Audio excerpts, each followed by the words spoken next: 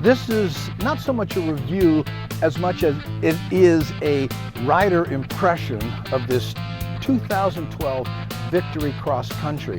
I did a review on this at about 11,000 miles, and then I put another 9,000 miles on it in Hawaii, never going more than 120 miles in one day in, little 40-minute jaunts. We're on an island, so that's how you ride there.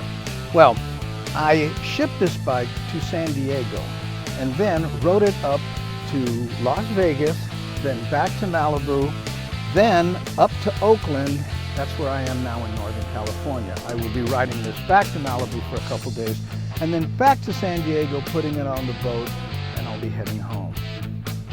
If you saw my review at 11,000 miles, guess what?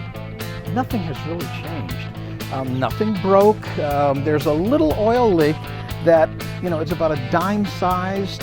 And I think what happened was when I had the bike detailed in Las Vegas, the guy went under there with a pressure washer, and I think he hit that rubber seal there and might have compromised the integrity.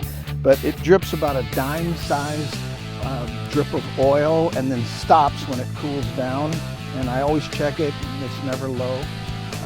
These bags and one big bag that I put up on the top are what I've been living out of for the last month and a half.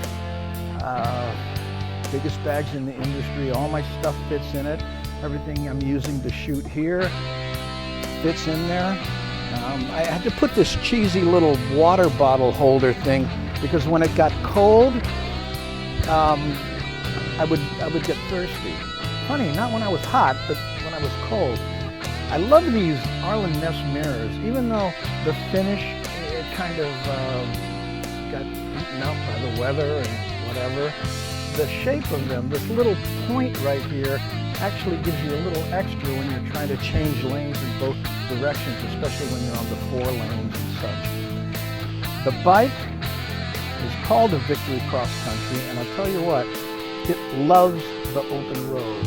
And I don't mean that in a cartoon sort of way. It just gets up to 70 and 80 and wants to just be there, right?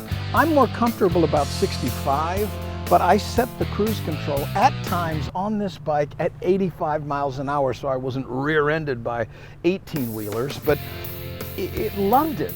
It just absolutely loved it. And when I'd slow down and pull in for gas as I'm doing stop and go to the station, it sounded better. It's the weirdest thing, with just like a racehorse that just had a nice run or something, The ABS saved my bacon, as I mentioned in the first review a number of times, especially when it was rainy, which it did. Everyone said, there's a drought in California. San Diego, pouring cats and dogs when I left. Through San Bernardino, rain. Vegas, rain. I said, wow, you guys got a weird idea of a drought. And he joked about sending me places they needed rain because I was getting rained on everywhere.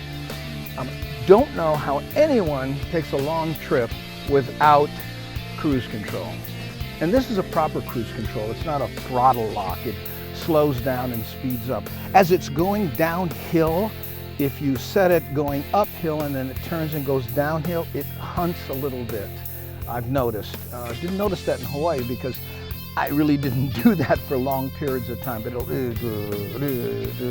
so going downhill, I found that I just holding the throttle open manually a little bit stopped that. Okay. You always wondered about, why does a bike need 6 gears, or what does this guy have? 6. I'm telling you what, 6th gear, there were times when, whoop, I was up there. I haven't really done 90 miles an hour for long stretches of time, but I was doing that on the way up to Las Vegas. I think I did, I-15 or whatever it is. Still don't know east-west in all my, but that's part of the fun I was having. Where am I? I got GPS, but sometimes I would turn it off and, just try to get lost a little bit. All part of the fun. Overall, I'm so glad that I didn't trade this in and get the Indian Dark Horse. I love that bike. If I could afford 2 bikes, or if I had a crew to help me carry stuff, I would really consider that Indian Gig, because it's one that would look good dirty, which is important to me. You can't tell, but this bike's pretty dusty and dirty. I ride it every single day. So there you have it. Giant bags, cruise control, little windshield, no problem. Everyone said, you ought to at least get one with that little flip on the... Nothing. Tucked down. I wore a 3/4 helmet with KD glasses. Every once in a while I'd wear that clear face shield thing if it started raining hard. But other than that, I was just fine. Let's see, the floorboards kept me comfortable. The seat, never had a problem.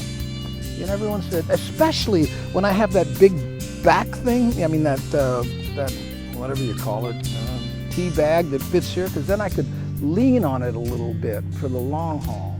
But when it's not there, went on a run recently, no problem. Good seat. So my new nickname for this bike is the Tool, because that's what it's been. A real tool in the arsenal of what it takes for me to do my thing. For a while I was calling it the Truck, you know, because of the bags, but there's other things, like these engine guards. I actually lost it on a gravel, and the kickstand didn't hit, and it fell over on a little hill, and if it wasn't for this left engine guard, I think the whole bike would have toppled over. I would have hit the bearings and rolled over on the bags, but it went boom, oh, and I was just, you know, embarrassed. Gas mileage? I don't know, I think I've been averaging about at least 50, you know, sometimes more if I could get it up in 6th and, you know, stay out of the way of 18-wheelers. Real happy. So there you have it. 22,500 on a 2012 Victory Cross Country, the Tool.